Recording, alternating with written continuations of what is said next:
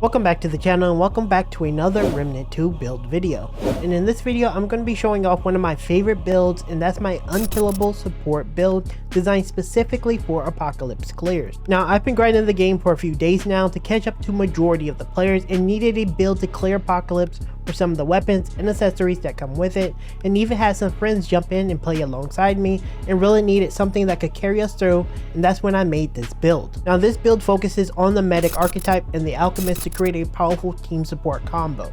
Now compared to other support builds, I noticed that a lot of the builds focused on healing and in my opinion overhealed. Just like a lot of those videos though, I did take advantage of the Resonating Heart, which will heal you about 60% of your HP, and the rest is given to you over time during a 20-second period.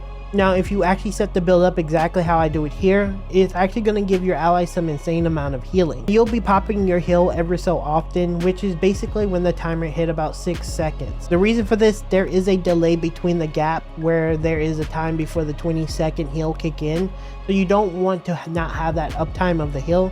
So that's why you're clicking it every time it hits about 6 seconds. Now that does sound like you're probably going to run out of relics soon, but that's actually not the case because we were playing the medic. You're actually able to sustain your charges, and in a lot of cases you never move away from 10. Now there are some other synergies I want to go over which is going to help you with damage for your team, so let's dive right on into this Unkillable build. Starting this thing off, we're going to be playing a Regenerator Shaman. This is a combination of Medic as our prime archetype and Alchemist as our secondary archetype. Now, the reason we really want this Medic is a combination of reasons. It's actually not for the skills, but it's actually because of its perks and his prime perk, which is most important in my opinion. Regenerator will basically restore a relic charge whenever you restore 250 health. So if your allies are playing like maybe pretty bad or average, you'll be able to sustain this. If they're playing fairly well in like dodging everything, it can be a little hard to sustain it. It's not a negative necessarily because they're not taking damage, so it's fine. But just keep in mind, if you're playing with maybe the average player, this build would be significantly better than playing with good players, which should be fairly easy to obtain in the current day. So our perks are going to be Invigorated. This is going to give us increased damage and crit chance, which is nice.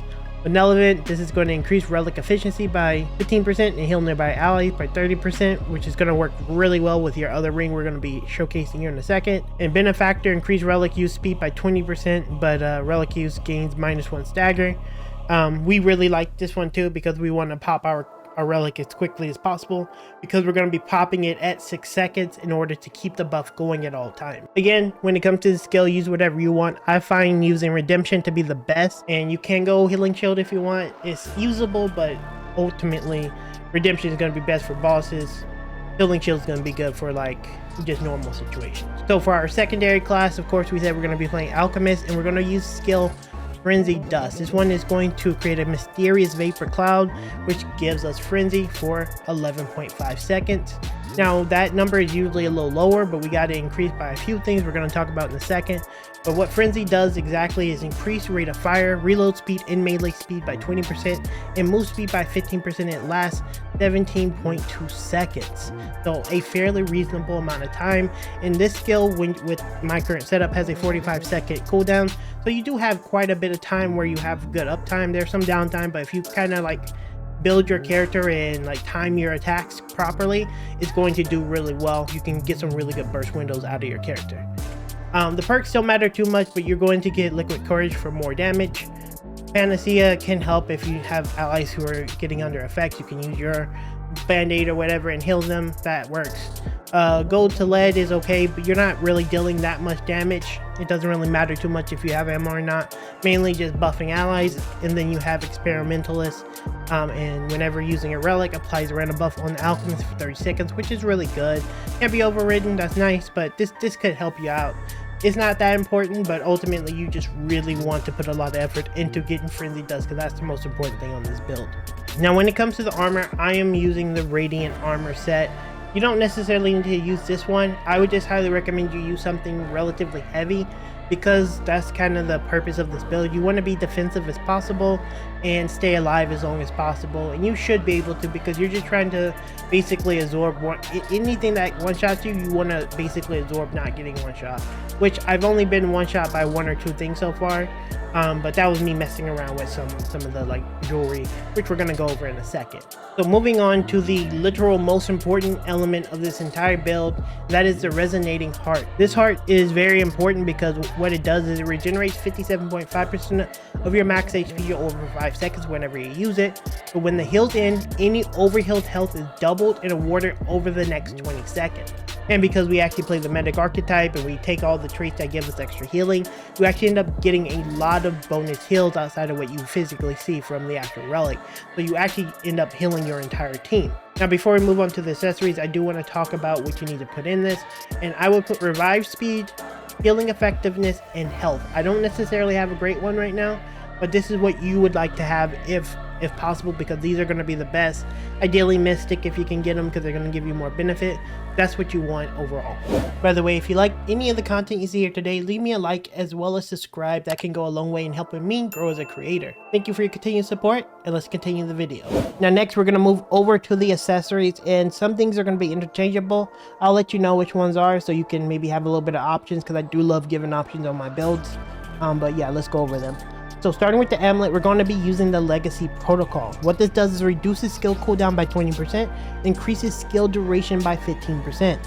Now this works really well with your abilities overall. Like let's say for example you use pretty much any of the other heals besides the resurrect. These are going to be lower cooldown, they're going to have better duration, so you're very likely able to have higher uptime on your healing. On the opposite end, whenever you're playing Alchemist, your buffs will last longer, giving you more uptime on your DPS uptimes, and cooldowns are going to be lower. You're going to have a lower cooldown, which means you're going to be able to use it more often. So it just gives you way more damage potential than just using maybe just the other heal, because you don't necessarily need it. So that's why I use it like this, because I really want to have that extra uptime on damage for the team. For the alternative amulet you can use the Rusted Navigator's Pendant. This one's actually really good as well, as it'll give you 20 health, 20 stamina, and it'll give you minus 15 armor encumbrance. Again, you can kind of build this how you want to do it. If you value having a higher uptime on your Alchemist buffs, then use the legacy protocol. But if you want to stay a little bit more tankier, or you're worried about dying a little bit more, get the Rusted Navigator Pendant. This is going to be a really solid option, but I would limit it to maybe those 2 options, as they're the best in my opinion. Moving on to our rings. Burden of the Divine is the only one that I would say 100% necessary, like you need to have. The other ones can be interchangeable with the things I'm going to tell you, but Burden of the Divine is mandatory. All damage dealt by the wearer is reduced by 10%, so you do lose 10% of your damage, but 50% of the self-healing applies to allies, and this is why we're healing so much. The healing is based upon your base HP and your healing effectiveness. Whenever your HP is really high, which we're going to cover in a second, why my HP is like almost 200 right now without our tonic, that healing is going to be better for your allies, since their HP is going to effectively be lower than you if they're DPS generally, right? So you're going to get more effective healing to them, and they're going to and then your base traits are going to give you more effective healing and passives and stuff like that. So this is the core design, using rings like this, all your extra healing to basically heal your allies and keep them strong. Moving on, we have the Blessed Ring. This one is the most interchangeable one, and I'll tell you the other option that you can use. But I use the Blessed Ring. After receiving a benefit from a relic, gain 2 stacks of bulwark for 30 seconds. We're always going to be using our relic at all times when we're doing fights, when fights are pretty common, so you're going to be using them pretty much at all times. And this to me feels more like a deterministic way of doing it. There's other things that can give you bulwark for damage reduction, because that's what bulwark does, but this is always going to be something you use because you're always going to be healing your allies. So the next ring that we're going to talk about is the Ring of the Robust, and this is another ring that can be interchanged with some of the other rings we mentioned here. And this increases your max health by 10 and your armor by 20. We're fairly heavy on armor right now. We have 160 armor. That can be much higher, especially if you take some of the traits I don't have on this build right now. But you do value armor quite a bit because you want to stay alive, and health is, again, is going to give you more health to your allies. This, it heals a % of your flat health, so it's very, very important to have. The last ring that I would consider using is called the Seal of the Empress. This one increases your max health by 20, but it reduces your stamina by 5. Now you're going to lose a little bit of stamina, but you do have traits that give you stamina, and in the grand scheme of things, you don't necessarily care about dodging that much. Like, the only time you should dodge generally is whenever it's a one-shot mechanic that could kill you. Outside of that, you want to kind of take hits because you want to guarantee that you get your relic back anyway. I think I've been one shot by the fist, and I think I've been from the like summon guy in the Rune area. He summons fist to the ground. I think that one shot me once, and then I believe the only other thing that one shot me was a point blank shotgun from Lonesome, and 2 of them shot me at the same time and it killed me. For an apocalypse level build, that's just me being careless, but not really that many one-shot instances, which is really nice. Now moving on to our weapons, this is going to be again a little bit more suited to what you want to do. This isn't that important overall, but I'm going to give you what I use to like benefit the team.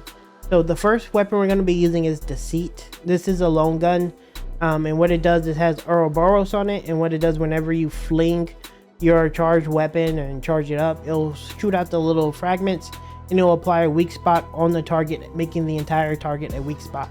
This is a nice way of giving your allies some good damage, and yeah, you just kind of want to give them more damage as possible. So Ouroboros is really good, and it's a precision rifle, so you can kind of like single out things that are a little bit more dangerous. On the mutator, we're putting Twisting Wounds, and it increases your range damage of this weapon by 10% to bleeding targets. That's not what's important. When you get to level 10, the weapon range weak spots and range crit hits apply bleeding. Now you have some crit built into your class, plus you will apply weak spot whenever you have Ouroboros, so this is going to trigger bleed. Now keep that in mind, this is going to trigger bleed. For our weapon, we're going to use the Corel's Axe. This is going to trigger overload whenever you throw it on an enemy, and then we have Dervish on it. Not that important, but most importantly, it triggers overload, and whenever you have Ouroboros, you can just kind of fling it at the target a little bit more precise. You can hit them with it, getting like a double whammy. Finally, we have Nebula, and what this does is it fires a storm of superheated acid, which applies corroded, and the nano swarm will actually put acid in applying corroded as well, which is really nice. Now, the core design behind me using these weapons is we have bleed, we have weak spot damage, we have overload, and we have corroded. And this is actually really beneficial to your ritualists or anyone who actually builds into statuses. So not only are we getting weak spot, we're getting some status application, which makes you a little bit more useful. Though you're not going to be dealing as much damage overall, you're going to be buffing your allies with your Alchemist like potions and concoctions, and you're going to be applying statuses, making it easier for any ritualist or anyone who builds off of statuses to actually deal more damage.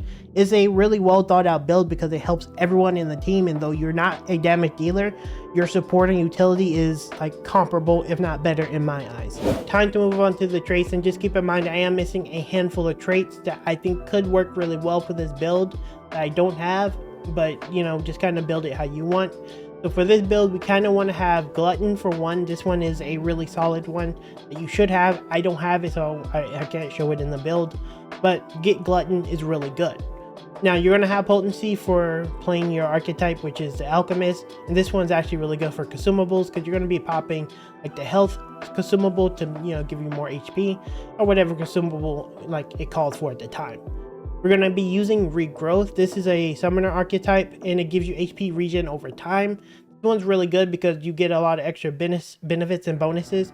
This actually goes over to your allies since you're going to be healing over time at all times, so it's actually really valuable. We actually run Strong Back as well, mainly because we want to have more weight. If you're playing with the other necklace we talked about earlier that gives more weight, you may not need this because it gives you like 15.